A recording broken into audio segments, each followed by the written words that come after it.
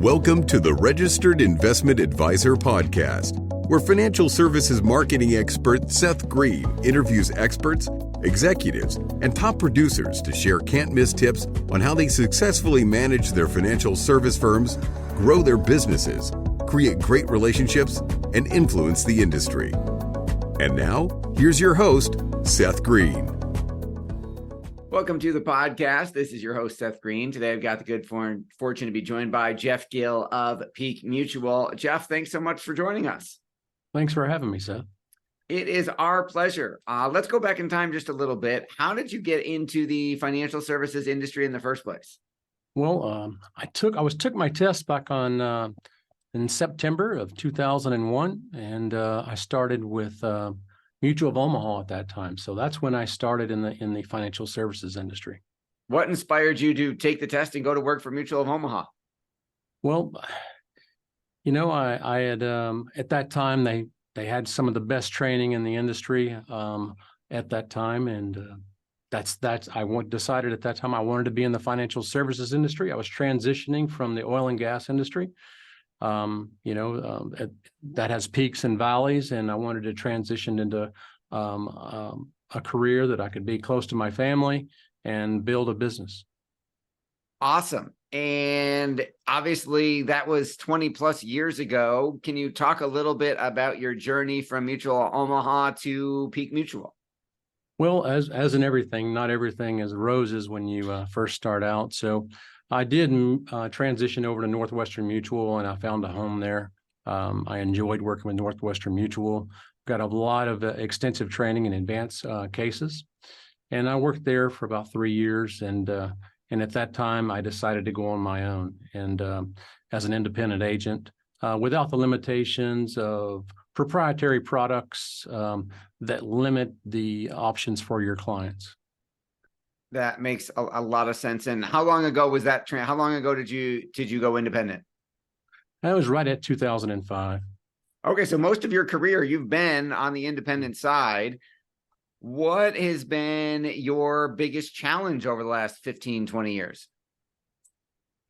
The biggest challenge is really finding the ideal prospects. You know, I mean, as an independent agent, you don't have large marketing firms behind you, so you have to create those avenues and find the people that you want to work with. And that's my biggest challenge.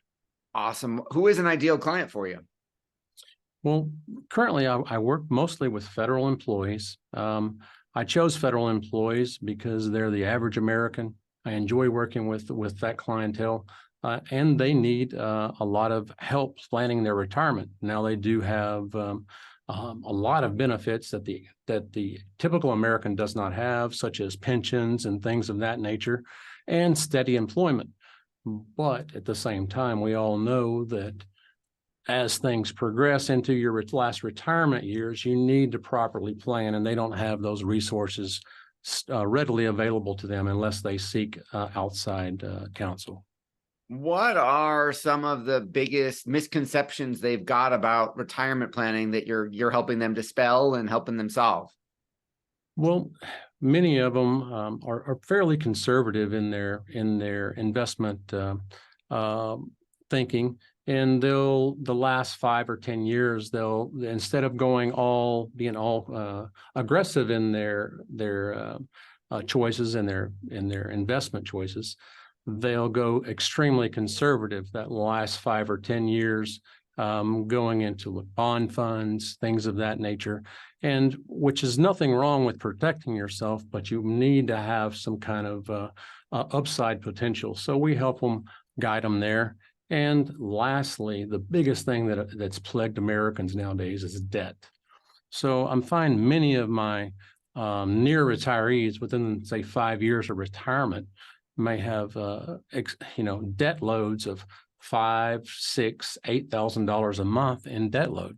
So no matter how good of a pension or a 401k/TSP that you may have, it's difficult to make it in retirement with such a huge debt load. So with proper counseling and education, we can help them eliminate some of that debt. That makes a lot of sense. What have been, I know that you are committed to always improving and always learning and always getting better at your craft. What are some of the books or resources or conferences you've been to over the years that have helped you learn and grow as an advisor? As an advisor, is the American College of Financial Services has great resources, and they keep on top of everything. So I take as many courses as I can through the American College. And then as far as personally, the way I look at my personal investments, rich dad, poor dad, it's a cliche nowadays, but his general advice is great advice for anyone look for investments that pay you an income versus just a rate of return. So if I can help my clients learn some of these avenues as far as looking for assets that maybe pay them an income versus a rate of return, which has a great risk as well, that maybe put them in a better situation for retirement. Absolutely. I think 100%.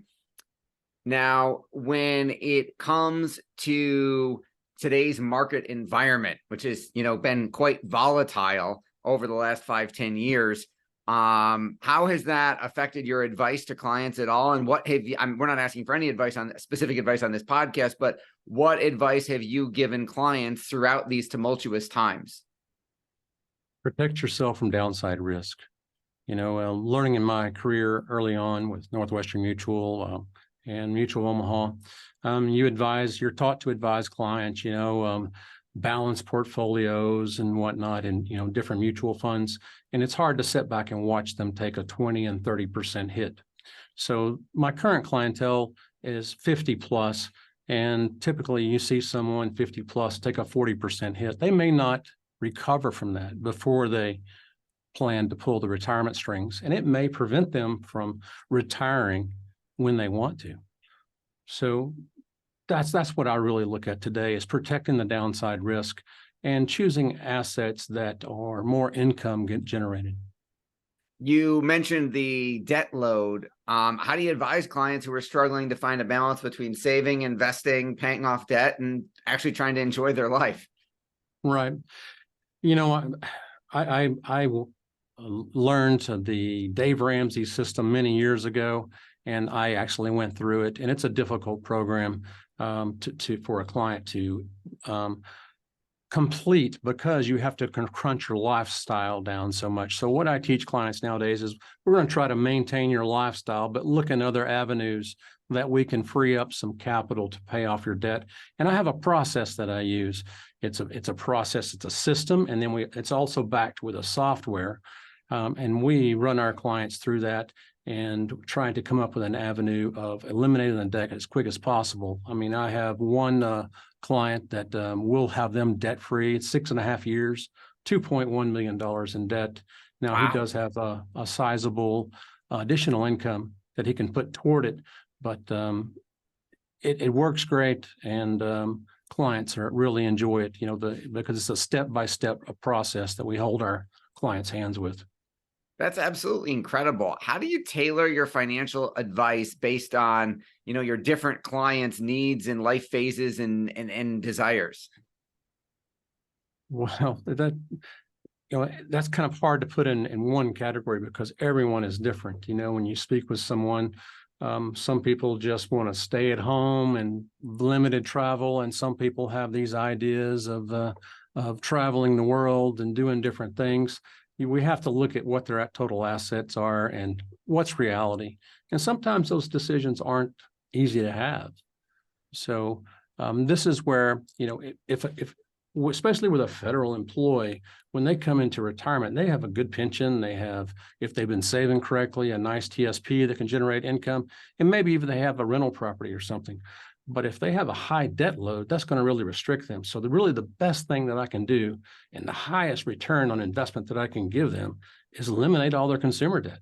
So if I can help them eliminate their consumer debt and eliminate their risk in their TSP, prevent any downside loss, I don't think there's anything better that anyone could do for them. You mentioned protecting against the downside risk. There's been an exponential rise in alternative investing strategies since the time you got into the business. Do you get into that at all? What are your thoughts on that? Well, typically, annuities were about when I first got in the business, and they really had a negative view across the industry. They were, and then you started coming in with fixed indexed annuities. We had variable annuities. I sold variable annuities at one time. I wish I hadn't have. But the fixed index annuities have come a long way over the last 20 years. And now they have really nice blended portfolios and indexes that can give our clients nice rate of return with zero risk on the downside. It just has to be tailored to them, and it has to be the right distribution. You want to keep some of your capital available and some of your capital in the market, but you need to protect yourself to have a volatility fund to fall back on. Absolutely. One of the other biggest trends that's been in the papers lately and all over the news is the rise of ESG, environmental, social, and governance investing. Do you implement that at all in your practice? Are you pro ESG? Are you anti ESG? Do you believe ESG is a good thing? What's your take on that?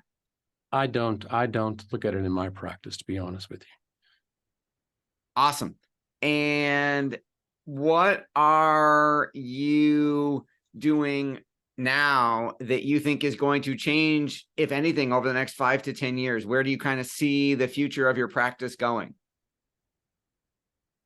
Well, I see that I think the market's going to be flat for several years, if not down.